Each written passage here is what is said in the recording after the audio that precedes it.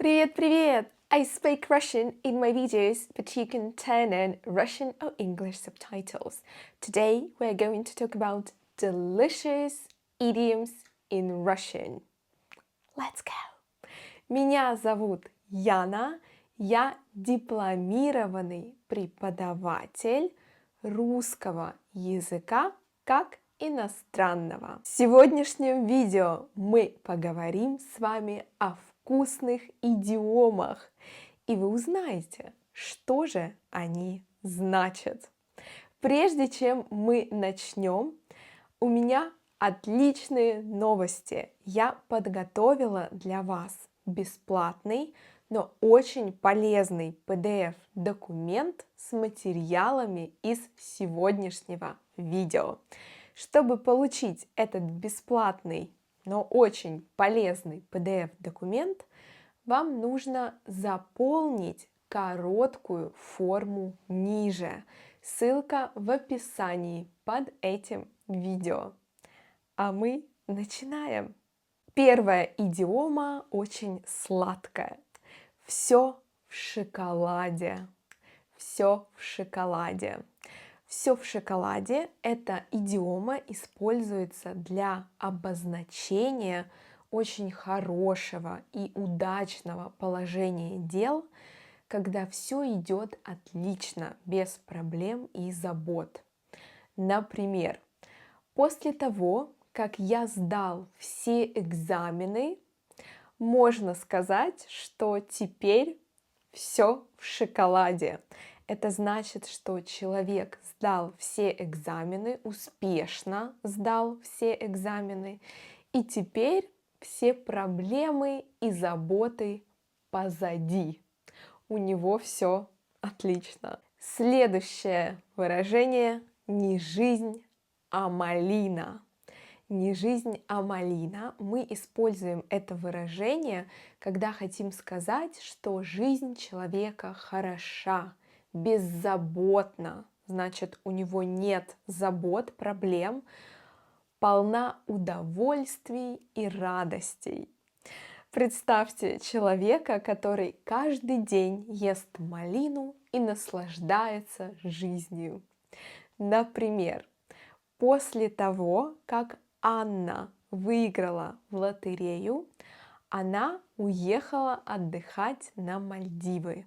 Не жизнь, а малина. Это значит, что Анна наслаждается жизнью, и ее жизнь легкая, у нее нет проблем. Не жизнь, а малина. Загорает на пляже и наслаждается солнышком. Следующее выражение – характер не сахар. Характер не сахар. Сахар, он сладкий и приятный, а не сахар – это значит что-то очень неприятное. Характер не сахар – это значит, что у человека сложный, трудный характер, и с таким человеком нелегко общаться и находить общий язык.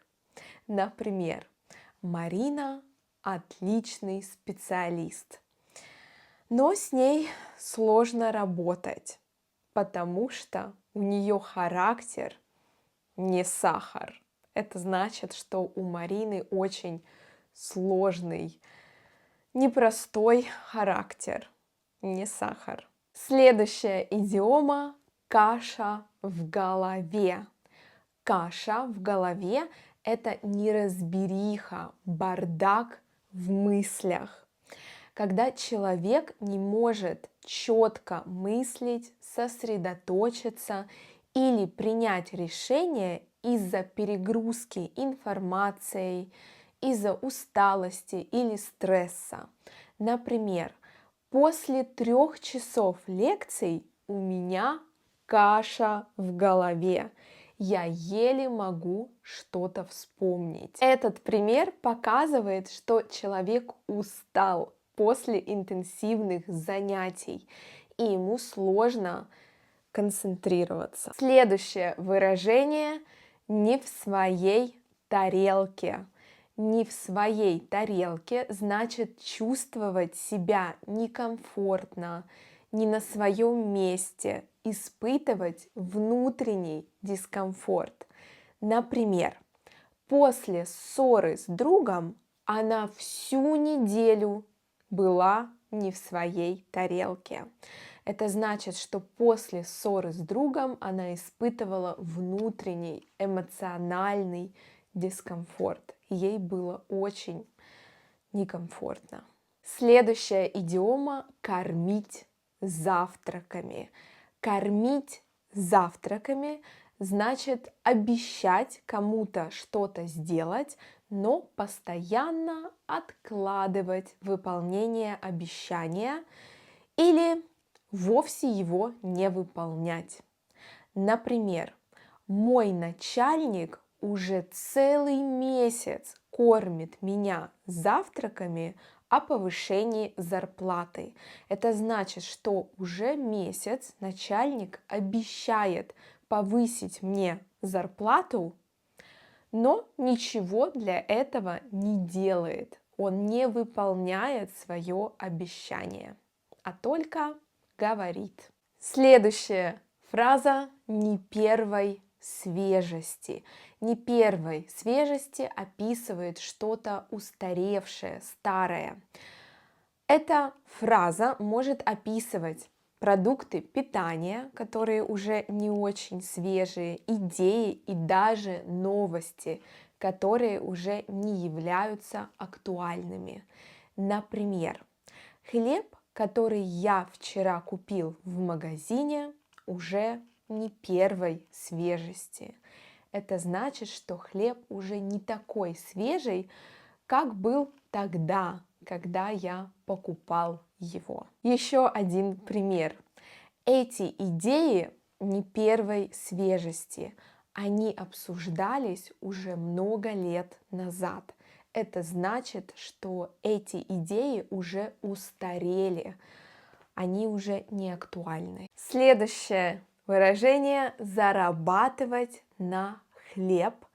Зарабатывать на хлеб или еще ироничнее – зарабатывать на хлеб с маслом.